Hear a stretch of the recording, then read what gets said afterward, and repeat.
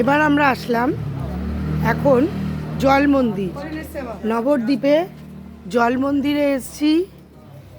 খুবই সুন্দর মন্দিরটা, ঠিক মাঝখানে জলের মাঝখানে মন্দির করা।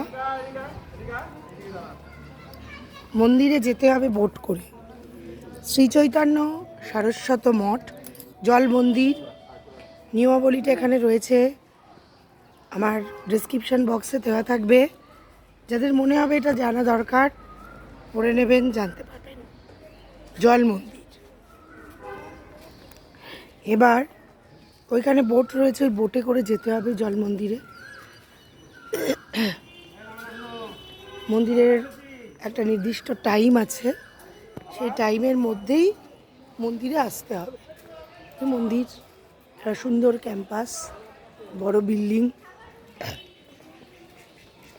আমরা সবাই যাচ্ছি।